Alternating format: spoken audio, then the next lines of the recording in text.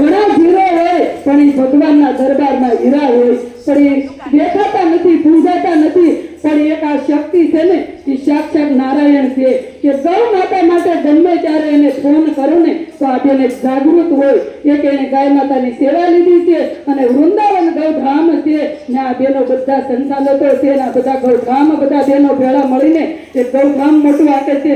ના જ અમે સેવા આપતી હતી પણ આ બેનોની સેવા અમે જોઈને તો અમને હૃદયથી એમ ચૂક નાના ખરેખર એક શક્તિ છે, પણ અત્યારે શક્તિથી થાય ને એવું પુરુષથી નથી થતું. એટલે તો આપણે એને શક્તિ છે ને નારીને નારાયણ કીધું છે.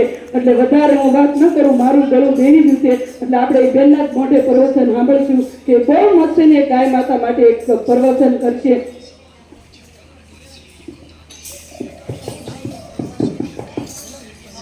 બોલો ગૌ માતની જય. આ જે હિરલબેને વાત કરી ખરેખર એને જે વાત કરી અમારા માટે, પણ તમે જોયો છો કે એનો ભાવ જોયો છો તો તમે કેવો ભાવ છે. આજે ગૌ માતા માટે અમે કાર્ય કરવા આવ્યા છીએ અને બધી પટેલની દીકરીઓ છીએ. શેરીએ શેરીએ સત્સંગ કરવા જઈએ છીએ, ગૌ માતા માટે કરવા જઈએ છીએ. કેવી ગૌ માતા માટે કે આપણી માં માટે. ક્યાંક આપણી માને ભૂલી ગયા છીએ, જેનામાં 33 કોટી દેવતાનો વાસ છે, જે હિન્દુઓની માં છે, એ માં આજ ક્યાંક ખોવાઈ ગઈ છે. ક્યારે યાદ આવે? ક્યારે જ્યારે આપણે જરૂર હોય ને ત્યારે એ માં યાદ આવે. જ્યારે આપણે બોધ ચોથ આવે છે ત્યારે એ માં યાદ આવશે આપણને. હારી લઈ એને ચાંદલો કરવા જઈએ છીએ. જ્યારે કોઈ માણસનું મૃત્યુ થયું હોય ત્યારે એ ગૌ માતાનું છાણ આપણને યાદ આવે છે.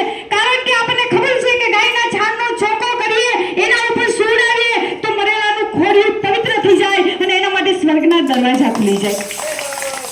જ્યારે કોઈ માણસ મૃત્યુ પામ્યો હોય ને ત્યારે આપણે એનું જ્યારે પાણી ઢોર હોય ને ત્યારે આપણે વાછડી ગોતવા જાય છીએ. આપણને ખબર છે કે વાછડીના પૂછડે પાણી રેડશું તો મરેલાને મોક્ષ મળી જવાની વેતાની નદી પાર કરાવશે. જ્યારે કોઈ પવિત્ર કાર્ય કરવું હોય ત્યારે આપણે ગૌમૂત્ર ગોતવા જઈએ છીએ. આપણને ખબર છે કે ગંગાથી પણ પવિત્ર કોઈ હોય ને તો એ ગૌ માતાનું ગૌમૂત્ર છે. ત્યારે તો હવનમાં આપણે ઉપયોગમાં લઈએ છીએ, રાંધણમાંના લોટા તેડવા હોય ત્યારે ઉપયોગમાં લઈએ છીએ, પણ ક્યારે? જ્યારે આપણને જરૂર હોય ત્યારે. બાકી આંગણે ગૌ માતા એવી હોય ને જો એને ગોબર કર્યું હોય, ગૌમૂત્ર કર્યું હોય તો કે રેઢિયા ઢોર આવ્યું છે એમ કહીને બે ભાઠા મારીએ છીએ. પથ્થરની મૂર્ત બનેલા નંદી એની શિવાલયમાં પૂજા કરવા જાય છે અને આંગણે જીવતો નંદી આવે તો કે ખૂટ્યો આવ્યો એમ કરીને ભાઠા મારીએ છીએ. ખરેખર દુર્ભાગ્યની વાત છે, આપણા માટે દુઃખની વાત કહેવાય કે ઈ માં જેનામાં 33 કોટી દેવતાનો વાસ છે, ઈ માને આપણે માનીએ છીએ, જાણીએ છીએ, પણ ખાલી જરૂર પૂરતી જ માનીએ છીએ. બાકી ઈ માં આજે દર અધુ સેકન્ડે આ ભારતની ભૂમિ ઉપર કપાય છે, એનું લોહી રેડાય છે આ ભારતની ભૂમિ ઉપર. આ ભારત દેશની માં 140 કરોડની દેશની વસ્તી છે, એમાં 80% હિન્દુ છે.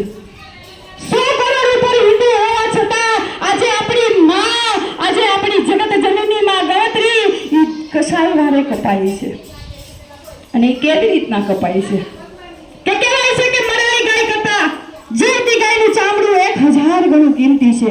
હવે એ ગાયનું જીવતું ચામડું ખેંચવા હતું એ કસાઈ વાળે એની કેવી હાલત થાય છે. પેલા એને 3 થી 4 દિવસ એને ભૂખી અને એને તરસી રાખે છે. આ મારી કોઈ બનાવેલી વાત નથી, આ સત્ય હકીકતની વાત છે કે એને 3 થી 4 દિવસ એને ભૂખી અને એને તરસી રાખે. જ્યારે એ અર્ધ બેભાન અવસ્થામાં થઈ જાય ને પછી એના બે પગ બાંધી અને એને ઊંધી લટકાડે છે. એ ઊંધી લટકાડ્યા પછી એના ઉપર ઉકળતું તેલ, ગરમ પાણી બંને મિક્સ કરી 1000 સેલ્સિયસ ડિગ્રી ઉકળતું બંને મિક્સ કરી અને પછી એના ઉપર રેડવામાં આવે છે. તમે વિચાર કરો ત્યારે એ માની કેવી દુર્દશા થતી હશે. બે પગ બાંધેલા છે, અસહ્ય હાલતમાં છે, ત્યારે એના ઉપર ઉકળતા તેલ અને ગરમ પાણી રેડાય છે. ત્યારે એ કનૈયા કાળિયા ઠાકરને ફરિયાદ કરે છે કે હે કનૈયા, હે કાળિયા ઠાકર, આવા તેમને હું પાપ કર્યા છે. આ થોડા પૈસાની લાલચમાં મહેનત કરી છે. એને કશાય છોડતો નથી. એ ઉકળતા તેલ ગરમ પાણી રેડાયા પછી એને નીચે ઉતારે, એક જાડો ધોકો લે અને પછી એને ચારે બાજુ ટીપે છે. શું કરવા ટીપે છે? તો કે એના માઉસથી એનું ચામડું નરમ થઈ જાય, અલગ થઈ જાય, એના માટે ટીપે છે. એ ટપાકા બોલે છે અને માની આંખમાંથી આંસુડા જાય છે. એ ચારે બાજુ ટીપાયા પછી એક કરવત લે છે અને એક બાજુ એને ચીકો મારે છે અને પછી એક ચીપિયો લઈ અને નાનું જીવતે જીવતું ચામડું ખેંચે છે. જ્યારે જીવતે જીવતું ચામડું ખેંચાય છે ત્યારે આંખના ડોળા બહાર નીકળી જાય, ત્યારે એની જીભ બહાર નીકળી જાય અને કનૈયાને કહે કે બસ મારા વાલા, બસ નથી રહેવું મારે આ મતલબી લાલચી દુનિયામાં, મને તું તારી પાસે બોલાવી લે. છતાં ખોડિયામાં હજુ એના પ્રાણ છે અને એ જ કરવતે જ્યારે એના કટકા કરે છે ને ત્યારે ખોડિયામાંથી જીવ જાય છે. આ દ્રશ્ય આ કાર્યો ઠાકોર જોતો હશે ને તો એ પણ લોહીના આંસુ રોતો હશે કે ખરેખર મેં આ ભારતની ભૂમિ ઉપર મેં મારી વાલી ગાવડી ગાયને રાખીને મેં બહુ મોટી ભૂલ કરી. કારણ કે જેનું નામ જ પડ્યું ગોપાલ. ગોપાલનો અર્થ શું થાય? તો કે ગાયુંનો ચારણહાર, ઈ ગોપાલ. ગાયુંનો પાલનહાર, ઈ ગોપાલ. કૃષ્ણ જ્યારે નાના હતા ને ત્યારે પહેલી વખત ગાયું ચરાવવા જતા હતા ને, આપણા શાસ્ત્રમાં લખેલી વાત છે. ત્યારે જશોદામાએ કાનુડાને કીધું કે લે કાના, તું વનમાં ગાયો ચરાવવા જાશો, તને વનમાં કાંટા વાગશે, તને કાંકરા વાગશે, તું પગમાં મોજડી પહેરતો જા. ત્યારે કૃષ્ણ જવાબ આપે છે કે હા માં, હું પગમાં જરૂર મોજડી પહેરીશ, પણ પહેલા મારી વાલી ગાવડી ગાયના પગમાં મોજડી પહેરાય, મારી ગાયના પગમાં મોજડી પહેરાય. તો જશોદામાં પણ હસવા લાગ્યા કે હું વાત કર કાના, કે ગાયના તો પગમાં મોજડી હોય? તો કે કેમ માં, જો મને કાંટા કાકડા વાગતા હોય પગમાં તો મારી વાલી ગાવડી ગાયના પગમાં નહીં વાગે? આ મારી નાની વાછડીના પગમાં કાંટા કાકડા નહીં વાગે?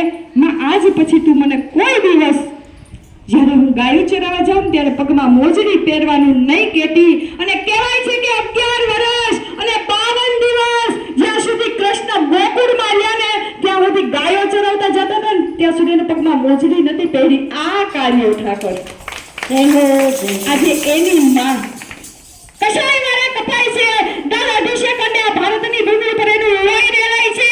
જેમ ગાજર મૂળા વેચાય એમ શાકભાજીની જેમ વેચાય છે. એના કટકા કરેલા એની પણ બજાર લાગે છે. ખરેખર આપણા માટે બહુ દુઃખની વાત છે. પણ એક ખુશીની વાત પણ એવી છે કે ઘણા એવા મંડળો જાગૃતિ થયા છે ગૌ માતા માટે. કારણ કે એક્સિડન્ટ થાય છે, ગૌવંશનું જે ગૌ માતાનો એક્સિડન્ટ થાય છે તો એને નીચે ધરતી ઉપર આકાશ બીજું કોઈ ના હોય, જીવન મરણના ઝોલા ખાતી હોય ને ત્યારે કોક એવો દિલનો દાતા કે જેને કૃષ્ણ ભક્તિ લાગી હોય, જેને ગૌ માતાને રંગ લાગ્યો હોય, ઈ વીરલો ઈ ગૌ માતાને એમ્બ્યુલન્સ દ્વારા એની સેવા લઈને આવે છે અને પછી જે પણ ગૌશાળામાં સેવા આપે છે ત્યાં એને લઈ જાય છે અને ત્યાં નિરાધાર ગૌવંશ માટે સેવા થાય છે. ત્યાં ઈ ગૌશાળા માટે ઘણા એવા મંડળો છે જે જાગૃત થયા છે. એવા બહેનોના મંડળો પણ ઘણા એવા છે કે ગૌ માતા માટે જે નિરાધાર, જે દુખિયારી ગૌ માતા, ખરેખર ગૌ માતા દુખિયારી નથી, દુખિયારા તો આપણે છીએ. જ્યારે ગૌ માતા આપણા ભાણામાંથી ગાયનું દૂધ અને આપણા ખેતરમાંથી જે ખેતી કરતો બળદ ગયો ને ત્યારે ઘરના આંગણે ડાયાબિટીસ આવી, ઘરના આંગણે બ્લડ પ્રેશર આવ્યું, ઘરના આંગણે કેન્સર આવ્યું છે. પહેલા આવું હતું નહીં, પણ જેવી આપણી ગૌ માતાની સ્થિતિ, જેવા આપણા ગૌવંશની સ્થિતિ થશે ને એવી આપણી સ્થિતિ થશે. યાદ રાખજો. અને ખરેખર આપણા માટે પણ શરમની વાત છે કે જે બળદે એક દીકરો બની, એક બાપ બની અને આપણા ખેતરમાં ઢીલા કર્યા, જેને આતરડા તોડી નાખ્યા, ઈ બળદ આજે રસ્તે રખડતા થઈ ગયા, ઈ બળદ આજે ઉકેલા ફોરવા મજબૂર થઈ ગયા અને ઈ બળદના વૃદ્ધાવસ્થામાં જ્યારે બેહી જાય છે ને ત્યારે ગામના કૂતરા એને બટકા ભરી ભરીને ખાય છે. પણ ઘણી એવી ગૌશાળાવાળા જે જાગૃત થયા છે કે જ્યાં એવા બળદને લઈ આવવામાં આવે છે, રોડ ઉપર એક્સિડન્ટ થયેલા ગૌવંશને લઈ આવવામાં આવે છે. તો અમારો મંડળ એના માટે અમે કાર્ય કરીએ છીએ. આજે તમારા આંગણે આવ્યા છીએ તો ઈશ્વરે તમને દીધું હોય, જો તમને એવું લાગતું હોય કે આપણી માં છે, આપણી કંઈક ફરજ આવે તો ફૂલ નહીં તો ફૂલની પાંખડી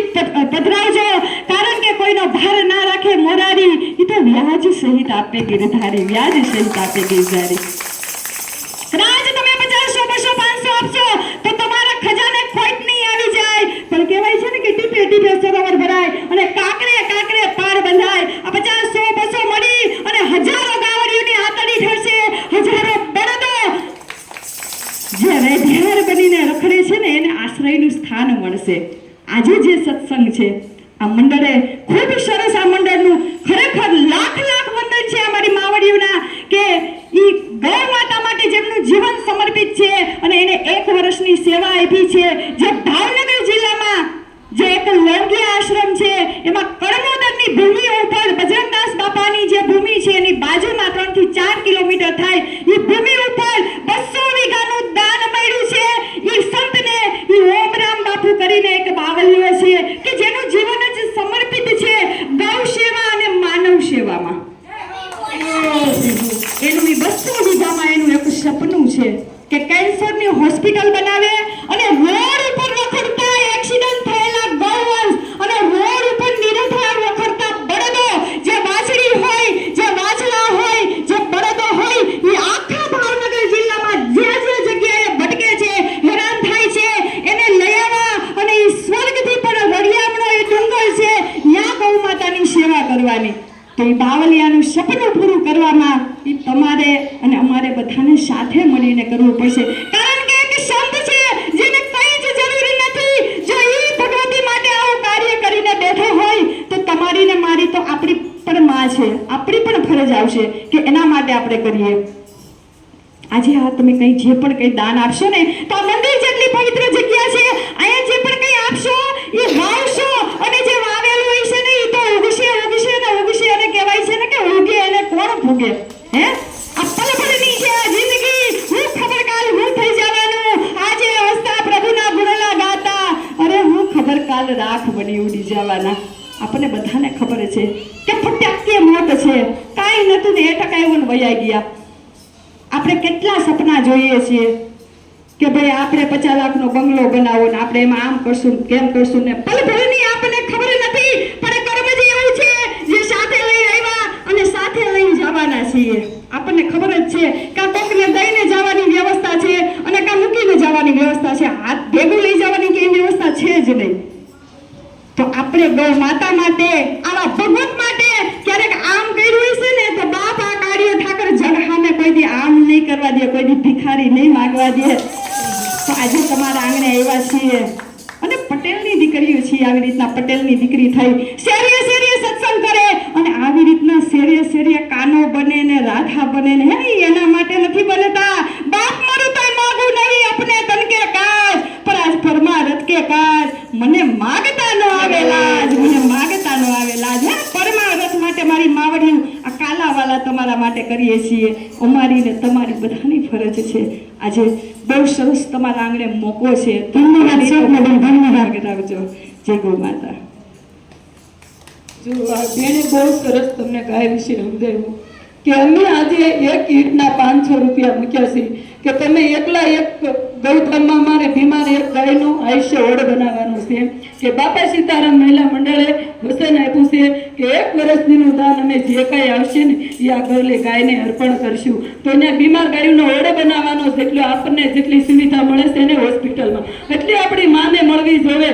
તો આમાં એક ઈંટનું અમે 500 રૂપિયા રાખ્યું છે દાન કે તમે એક આરે આખી હોસ્પિટલ ન ઊભી કરી શકો, ગૌશાળા ન ઊભી કરી શકો, પણ એક જણા એક ઈંટનું દાન દેહો ને તો આપણી માતાને આખી ઠામલી ઊભી થઈ જાય. તો તમને ભગવાને આપ્યું હોય ને તો જ દેવાનું છે. આપણી મા માટે ક્યારે આપણે માંગવું ન પડે. પણ કાળિયા ઠાકરે જો તમને આપ્યું હોય ને તો તમારી અંદર 4/5 ભાગ આ ધર્મને માટે કાઢવાની તમારી ને મારી ફરજ છે.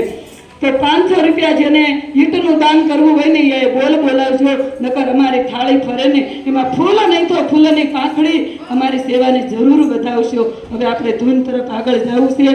થોડુંક બેનું કીધું અને જાજુ સમજજો. આ 500 રૂપિયામાં નામ બોલાવવાનું છે. આ 500 રૂપિયા એક નામ ભરોસે દવલી ગાયના આશરા માટે દાન આવે છે. બોલો બેન માતાની જય. જે એક ઈંટનું દાન કર્યું છે ને પણ આ કાળિયો ઠાકર જેણે ગાયના આશરા માટે દાન કર્યું છે ને એની વૈકુંઠમાં જો એને જગ્યા ઊભી રહેવાનું દાન એ કાળિયો ઠાકર કરશે. તમે જ્યાંથી પરલોકમાં જાઓ ને તે કાળિયો ઠાકર કહે કે આ સ્વર્ગમાં તારી જગ્યા છે. કેમ કે ત્યાં તું ભૂમિ દાન કરીને આવ્યો છે ને એટલે મારે તને અહીંયા ઊભું રહેવાને ભૂમિ જગ્યા દેવી પડશે. પણ તમે વાવ્યું છે ને તો જ આ વૃક્ષે વાવ્યા વગરનું ક્યારે ઉગે નહીં. તમારે 500 વીઘા જમીન હોય ને પણ તમે એમાં વાવો તો જ ઉગે, નકર ખડ જ ઉગે પણ દાણા ક્યારેય ન ઉગે.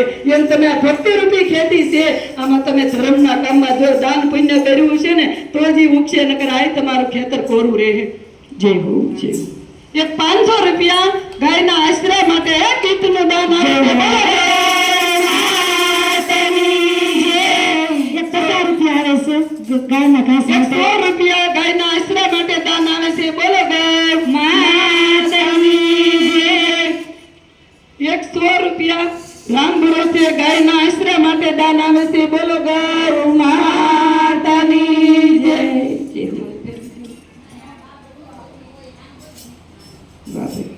એક આ 2 ઈંટનું દાન અમારે કેવલ પાર્ક વાળા વર્ષાબેન તરફથી ગાય માટે દાન આવે છે. એ બેનને પણ ભગવાને એના દુઃખનું પોટલું કૃષ્ણ કનૈયાએ લઈ લીધું અને એને સુખનો આનંદ આપી દીધો. રોજ ગૌશાળાની અંદર ગાયોની સેવા કરે અને રોજ ધૂમ સત્સંગ કરે. ભગવાને પહેલે સાક્ષાત પરસો બતાવ્યો કે ઈ બેને 3 રિપોર્ટ કર્યા ને એ બેને 3 રિપોર્ટ નોર્મલ આવ્યા. 6 મહિનાથી એ બેને દવા મૂકી દીધી અને એને ભગવાન હું તો હજી કહું કે એની નસે નસમાંથી રોગ નાબૂદ કરી નાખે અને એ બેનને એકદમ નિરોગી બનાવી દે. આ કાળિયા ઠાકરના એ બેન ઉપર આશીર્વાદ છે કે એને ભગવાને નથી આપ્યું પણ એના ભાણામાંથી એક ગાય માતાને પીરસે છે. એ બેનના 6 મહિના થયા, એના ઘરવાળા છે તે પામ્યા છે કે મૃત્યુલોક વયા જશે પણ એ બેન જે ધન રાશિ કમાય છે ને એમાં ગાયનો ભાગ કાઢે છે. બેન ગૌશાળામાં બહુ સારી સેવા આપે છે, રાશિદા એવા કરે છે. 100 રૂપિયા એક કીટનું દાન રામ ભરોસે ગાયના જય હો જય હો.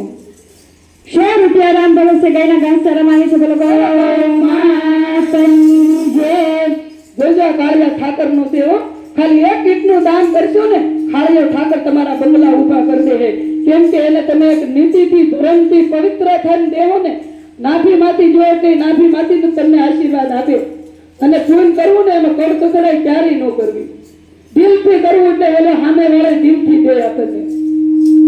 એ કોઈને હિતનું દાન કરવું હોય